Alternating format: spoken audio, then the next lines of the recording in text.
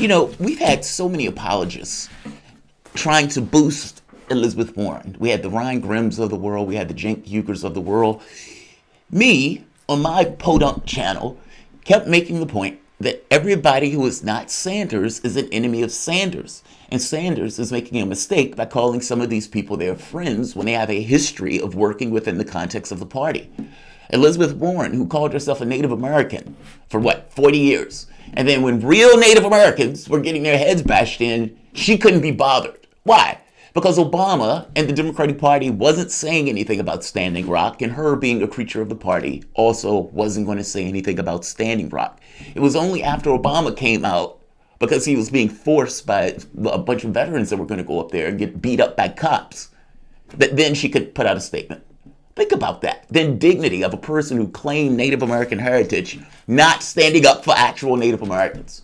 And then you have the situation where in 2013, she signs a secret deal giving field and allegiance to one Hillary Clinton. So when Sanders tried to get her to run in 2015, she declines.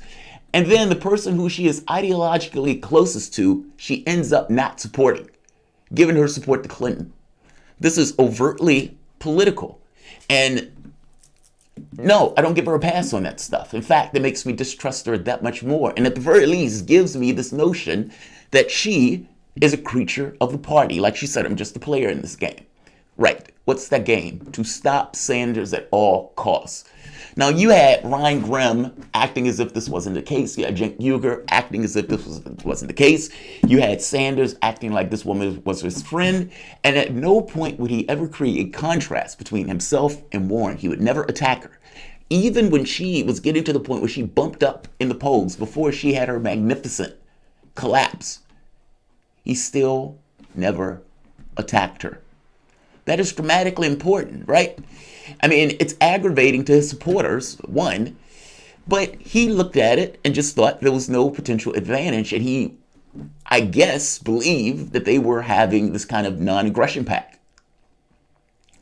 That non-aggression pact lasted up until the point where Elizabeth Warren was found to be magnificently dishonest and she collapsed. So if her goal in this race was to effectively be part of the Democratic Party to stop Sanders, how would she behave now that she's collapsed? Now, under the Ryan Grimm model of the world, or the Cenk Uygur model of the world, she's a friend to the left and she's working in the benefit of the left. In my model, she is not. Whose model is right? Right now, Elizabeth Warren has been doing one attack after the next on Sanders, this greatly dishonest woman, who has had multiple positions on whether or not she was going to take money in the election. At one point, being dishonest or trying to give people this impression that she was standing one-to-one with Sanders. She was not. She took $11 million from her original Senate run, dark money, wine cave money that now she has an issue with, dumped it into her campaign in order to run. Dishonest. Her kids did not go to public school. Dishonest. She flagrantly lied to that woman. And even with the campaign finance stuff, she's had 3 or 4 different positions. And now she has a super PAC. And she tries to make the argument that she has a super PAC because other than the men in the race wouldn't disavow theirs. Fact is, that super PAC was in existence going all the way back to 2019. This wasn't something of a new phenomenon. Warren just ran out of money. And in running out of money, she had not having any ads in Super Tuesday states. She was broke. She ends up taking out a loan. She was broke. The reason she got that super PAC is because she was broke. And now, with no pathway to even win a state, she's just started to relentlessly attack Bernie Sanders. Friend to the left, Elizabeth Warren. Welcome to the soapbox.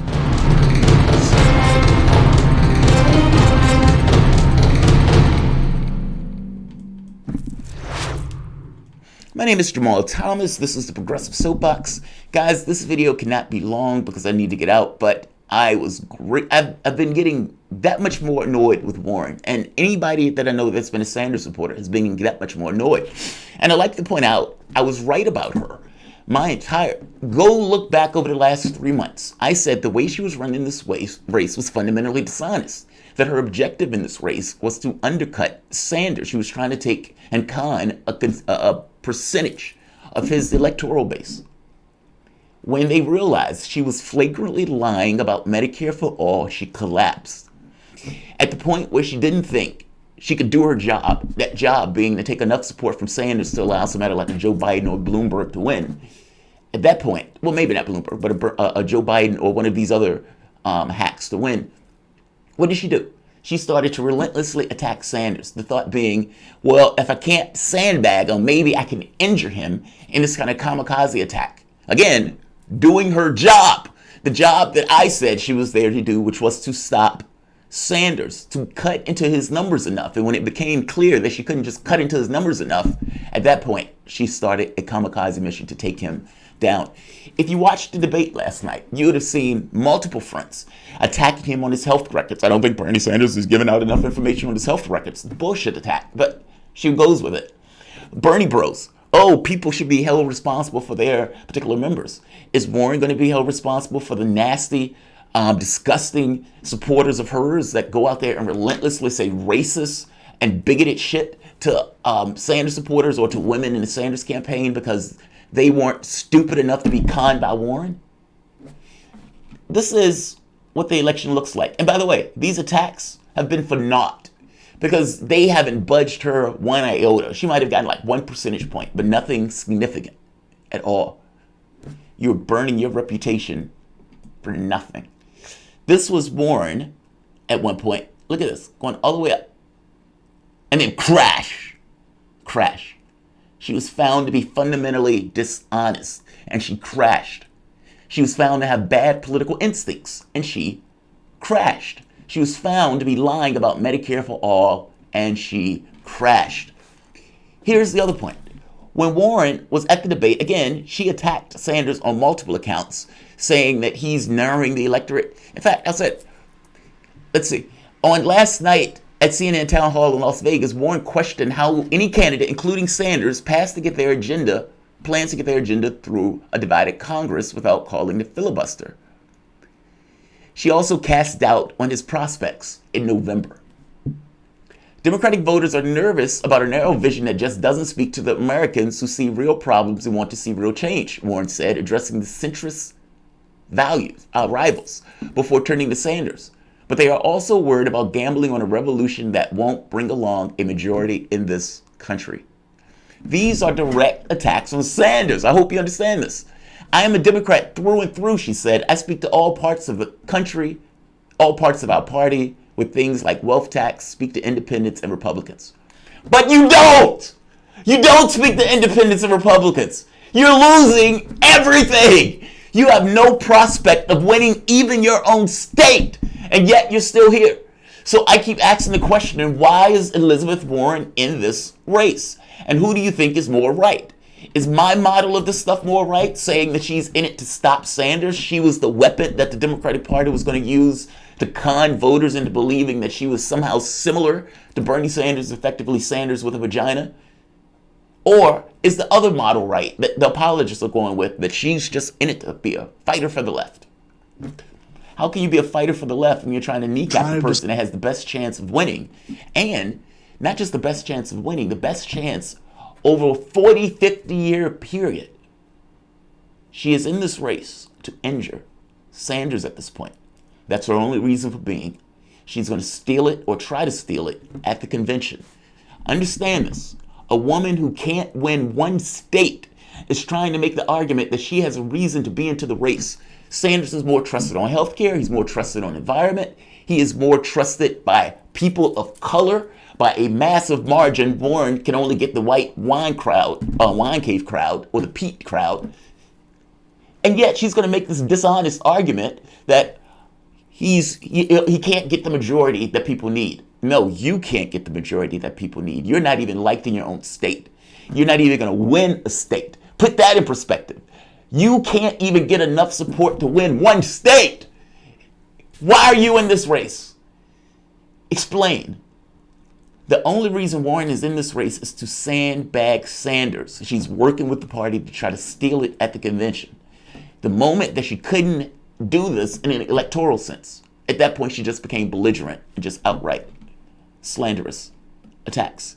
Take a look at this. This is her on Lawrence O'Donnell. This is just the taste of it. She's been doing this for the past week. And again, Sanders does not attack her at all. And maybe that's the best strategy, to ignore her, since at this point, she's useless in this race. Come on, Lawrence. Come on, come on. All right.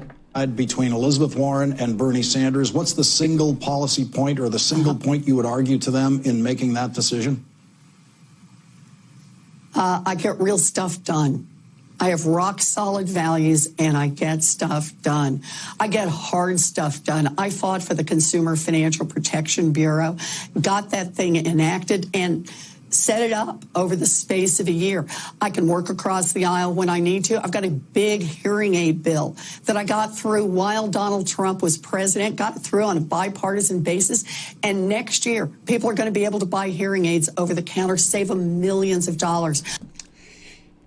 So what's the big difference between you two? I get stuff done. Okay, what are the things you get done? I got a hearing aid bill passed. Great for you. And I got the Consumer Financial Protection Bureau passed. Okay, that's great. Sanders is called the Amendment King. He's called the Amendment King because he was able to do that in a Republican Congress. Now, the point that I'm making here is she is being, again, dishonest. And she's being dishonest in her attacks on Sanders. Even her supporters have been talking about Sanders can't get people of color. Take a look at this. This just came out. Sanders gains ground on Biden with black voters nationally. So when Elizabeth Warren supporters are out there saying Bernie Sanders can't get people of color, with that goofy, ridiculous professor, Johnson, I feel sorry for people who are in his class. God, you're getting scammed. That guy is dumb as a box of rocks. The one who said Sanders was going to be out by August. When you hear those people say, oh, he can't get black voters. According to the newly released data, Biden has the support of 31% of black Democratic primary voters, while Sanders captures the backing of 29. At one point, Biden had like a 30 point lead among black voters. That lead by Wall Street Journal, NBC News poll is down to 2. It's down to 2.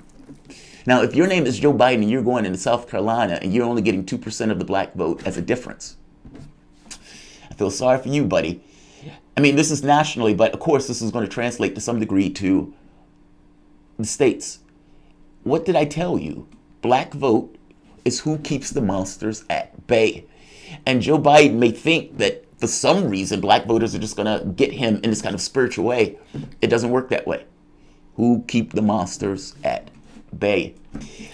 Morning Consult. Joe Biden, 33%. Bernie, 30%. And this is among black voters. This is among black voters. You curious about Hispanic voters?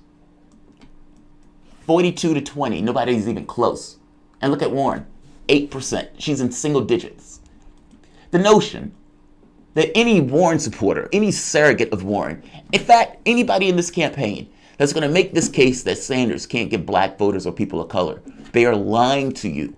Warren has been fundamentally dishonest this entire race. There's no reason that she's going to stop now. Even the super PAC thing. Her argument about why she ends up getting a super PAC is utterly absurd. It has nothing to do with the men in the race, that she's trying to make it as if this is some kind of sexist stuff. No, Warren has had her super PAC going all the way back to 2019. It just wasn't entirely active until she completely ran out of cash. Once she ran out of cash, then she comes up with this ridiculous argument of why it was necessary to get a super PAC. You could always just be honest. But honesty has always been hard for Elizabeth Warren, which is part and part to why I didn't trust her. One of the latest polls that's coming out of Nevada has Sanders at 38% support. That's a 24-point lead. That poll is not necessarily atypical to the other polls that have been out showing Sanders with a dominant lead in Nevada. You always have to take that with a grain of salt because there's always the rig factor. So, but still, all things being equal, I would prefer to be the guy with the 24-point lead. Warren leans in on the culinary union issue, goes with this notion that he can't expand the electorate. Now think about this. A woman who couldn't win a state is arguing that the other guy couldn't win the electorate. Her surrogates were out there arguing that despite not being able to win even a single state, that for some reason superdelegates should rip it away from the guy who won the most votes and who won the most states and give it to the person who couldn't win one. Think about the ridiculousness of this argument. Why is Warren in this race? And who is more right? Me, who says she's in this race in order to gut and stop Sanders from exceeding in the primary, and the moment that she couldn't do that from the standpoint of just a win, at that point she just became belligerent and started outright attacking him with the notion of tanking his campaign. Or the apologists, who still go with this weird, flowery belief that she is somehow a friend of the left. Listen to the stupid argument that Adam Green is making on her behalf. Isn't it going to destroy the party, essentially, if you have Bernie Sanders come into the convention with a plurality of delegates and then it gets taken from him by superdelegates on the second ballot? I mean, that is going to destroy the party. Yeah, let's not feed conspiracy people online, Crystal. How is that a conspiracy? Your candidate admitted to it on the debate stage last night, as did all the others. No, that's a preemptive stirring up the pot. That's a preemptive stirring up the pot by saying the party will be destroyed if the party cheats Sanders, meaning if they rig it with superdelegates in order to rip it away from the person who has the most votes. There's reporting out that Obama is trying to work behind the scenes. Bloomberg is working behind the scenes. All of these guys are trying to force it to a second round. But again, who told you last year that this is exactly what they were going to do? I told you that! I've been right about this entire process. How do you look at 2020 without the context of 2016?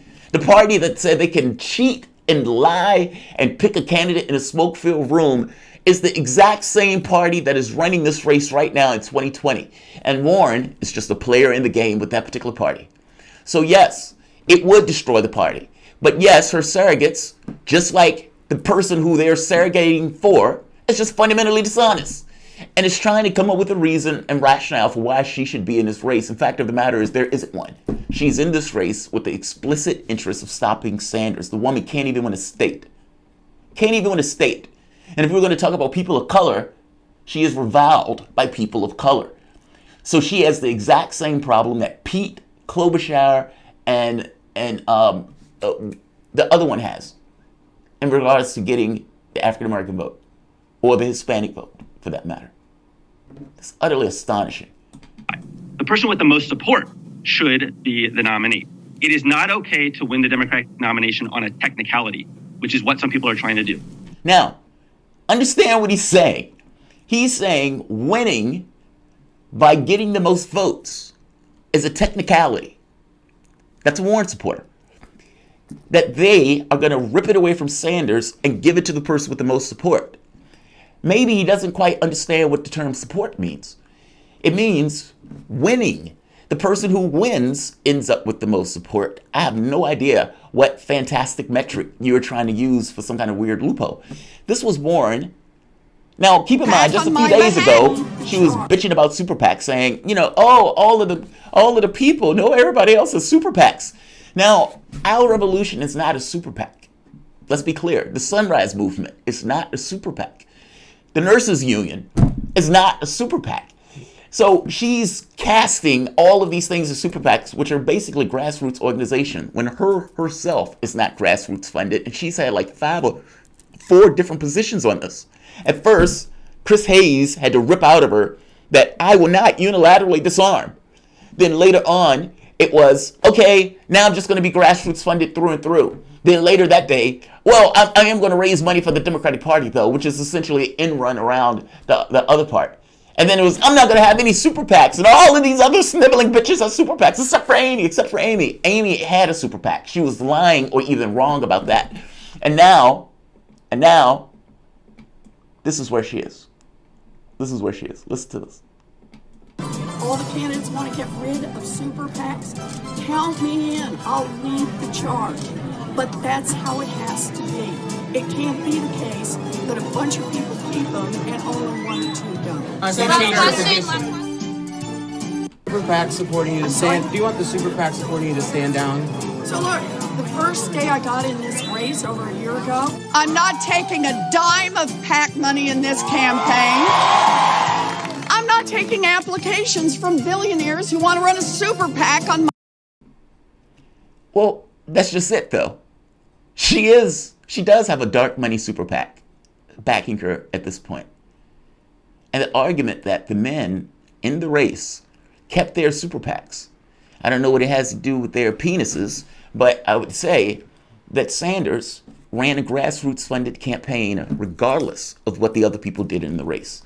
And the notion that you're trying to blame your hypocrisy on either the men in the race or the other candidates in the race is just sad and pathetic, and goes back to this notion of her just being fundamentally dishonest. Warren was out of money. She was burning money 2 to 1, meaning for every dollar she took in, she was spending $2. Pete was in the same boat. And with her polling going in the toilet like that, she wasn't able to get any real grassroots funding. She was going bust. She wasn't running ads in the Super Tuesday states. And the ads that she was going to run in Nevada were coming to an end because, again, she didn't have any money. So her taking the super PAC had everything to do with her being broke. But what did she come out and say? She didn't want to say that. That would have been too honest. Instead, she comes out and blames every other campaign for her being a hypocrite. Is this really the person that you want?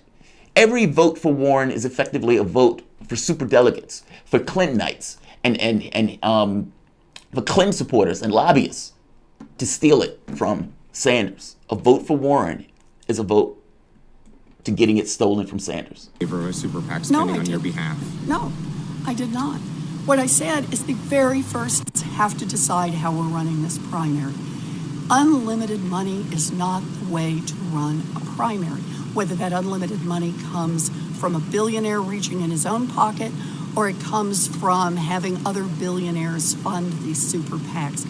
Either way, we have to decide as a party how we want to run this. I believe we should do a no super PAC primary, but that means no super PACs for everyone. Should the super PAC support you take down their ads? I believe there should be no super PACs for everyone. And I still haven't heard another Democratic nominee who's willing to say, I'll sign on to that. Let's get our Democrats together on this and have all of them agree that we're going to do our funding of our campaigns through our campaigns. You're so pathetic. You're utterly pathetic. And when people call her a snake, it's because she's a snake. Sanders, at some point, I hope, realizes that this woman is not his friend. She has called him sexist. She's called him a liar. She's leaked information in order to attack him as quote-unquote sexist. She's gone after his supporters, people who she would ideally need, who at this point she would never get. She's even gone after his health records, lumping in with the other Democrats. I'm making the point that this woman is not your friend, and every vote for Warren effectively is a vote against Sanders, meaning she's not a creature of the left. Her goal in this, despite not being able to win a state and damn sure not being able to win a primary, being repulsive to Republican supporters, not liked by people of color, be it Hispanic or black or whatever other demographic, this is the woman that is making the argument that she is a person who is somehow, oddly enough, more electable. You can't even win your own state. You can't even win your own state, but you're the one that's supposed to be more electable. So, yeah. I'll end this here. I don't like her. And I find her to be fundamentally dishonest. But I told you she was dishonest months ago and that she was a creature of the party months ago. And I ask you, who is more right? Me or her apologists? I have nailed this from jump. I said she was going to do exactly this, meaning she was going to be a creature of the party and work to the interests of a party. She was not on our side. So I'll leave this here. I don't want this one to go too long. I don't want to necessarily rant. There's several videos where Warren is attacking Sanders at this point, especially on a debate stage. So I will end this here. Yeah, I'll end this here. Just as a basic point. She is not your friend. She is not your friend. She is desperate. And her objective, just like her objective in 2016, is to get somebody elected who is not named Bernie Sanders. By definition, she is not your friend. And if you're curious on whether or not we are less than 2 weeks away from a national primary. And I want to ask all of you this simple question. There's a very good chance none of you are going to have enough delegates to the Democratic National Convention to clinch this nomination. Okay? If that happens, I want all of your opinions on this. Should the person with the most delegates at the end of this primary season be the nominee, even if they are short of a majority? Senator Sanders, I'm going to let you go last here because I know your view on this. So instead, I will start with you, Mayor Bloomberg. Whatever the rules of the Democratic Party are, they should be followed. And if they have a process, which I believe they do, I'm trying to do so this, that yes or no, everybody else, everybody can. So you want the convention to work its will? Yes. Senator Warren. But a convention working its will means that people have the delegates that are pledged to them, and they keep those delegates until you come to the convention. All of the people. Basically, a vote for Warren, who has no chance of winning this race, has no chance or a very little chance of even winning a state, is effectively a vote for unaccountable superdelegates, lobbyists, and Clinton supporters to steal it from Sanders. Her only reason for being in this race at this point is to gut and steal this race from Sanders. I said that from the beginning. You had a lot of people who didn't necessarily believe me. What about now? Do you believe me now? All of these attacks, relentless, belligerent attacks on Sanders. Do you believe me now? Who's been more right on this? I have. That's who. Fira Al, oh, thank you. Blacksmith. To my people on the left media gave her the benefit of the doubt. I didn't give her the benefit of the doubt at all because I thought she was full of it. If you're going to run a race and you're going to say you're for Medicare for all, but you're going to be on the campaign stump saying something else, then I think you're lying. And not just think you're lying, I think you're trying to be disingenuous to the public. If you tell the public that I'm grassroots funded because you want to stand beside Sanders as a one-to-one, and then you take $11 million from your campaign and drop it into your presidential race, well, I'm going to think you're lying and being dishonest. And I would be right in that assessment. If you turn around and say, my kids didn't go to public school, or my kids went to public school because a charter school person goes after you, then I'm going to say you're lying. She has ran this race in a way to try to make herself appear to be a female Bernie Sanders. Over and over again, however, she would get across that she was not. Ryan Grimm had to lead her to the trough to get her to call what took place in Bolivia a coup. She didn't know what the hell was going on. She agrees with Pompeo and Trump and Bolton on Venezuela. And her Israel policy is utterly ghastly. She sounds more like Netanyahu than a Democrat. I'm just making a very basic point. She is not your friend. And I've been completely right in my assessment of Warren in this race. Garland, Nixon, what's happening? Garland, on the eve of Nevada caucus, the Bernie Sanders Russia stories dropped. Yeah, I saw that. I guarantee they would drop again on the eve of Super Tuesday. Yes, I agree with you. And again, this was the channel that said Bernie Sanders was wrong for feeding into the Russiagate stuff because it will be used against him. What do you know? I was right again. I was right again. Rubier Piggies, thank you, Rubier Piggies. Leave a comment. Her warranty expired long ago. That's right, Beltazar. Her warranty did expire long ago. Beltazar, not one is even remotely close to Sanders on policy. None!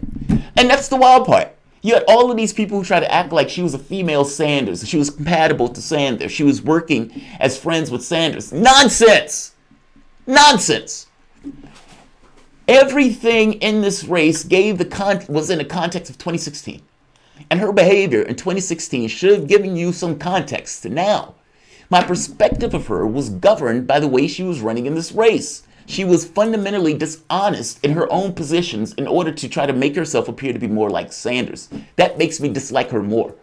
Whatever I think about Joe Biden at the very least runs as Joe Biden. Whatever I think about Pete is fake as all hell, but at the very least, Pete is Pete. But Warren wasn't running this race as Elizabeth Warren. Warren was running this race as trying to be somebody else, which means that nobody knows who the actual Warren is. And I get all of the apologists want to say that Warren is this and Warren is that. Bullshit. She ran this race in a fundamentally dishonest way. She's a fundamentally dishonest person. And the guy who she kept calling her friend was the guy that she decided to relentlessly attack. despite having no path to victory and barely a path to even winning a state, and most likely wouldn't even win her own state. So put this shit in perspective. There's one person in this race for Medicare for all, that's Sanders. There's one person who's not getting money from billionaires and dark money super PACs. That is Sanders. There's one person that has been honest, authentic about the issues of climate, about the issues of healthcare, about the issues of college schools. And by the way, if you can't trust Warren on Medicare for all, meaning she backtracks on it and now is arguing this notion of Medicare for choice or whatever.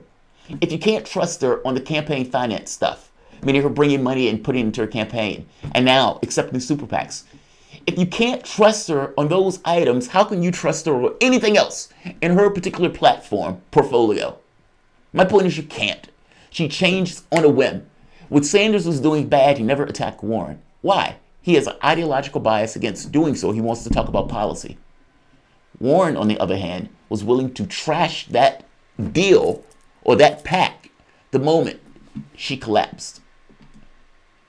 Her original plan didn't work, so they went to plan B. They went to plan B. How sad and pathetic of a person you are to do that. Sad and pathetic. I'll end this here. Like, share, subscribe. And by the way, Warren is working behind the scenes with Hillary Clinton. Hillary Clinton hates Sanders' guts. She surrounded her people with a lot of Clintonites.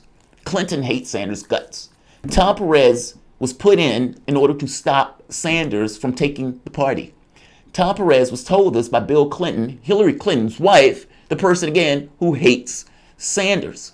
Warren made a deal with Clinton in 2013. Clinton, at this point, is backing Warren in 2020 and is working with her behind the scenes. You shouldn't be shocked by this. That's all I'm saying. You should not be shocked by this. I've been telling you for months that this is the reason she was in the race. It's only now coming to fruition. And so, yes, I am patting myself on the back. And yes, I'm pointing fingers at the apologists that gave her any leeway and the benefit of the doubt. Like, share, subscribe. I'll see you guys this evening.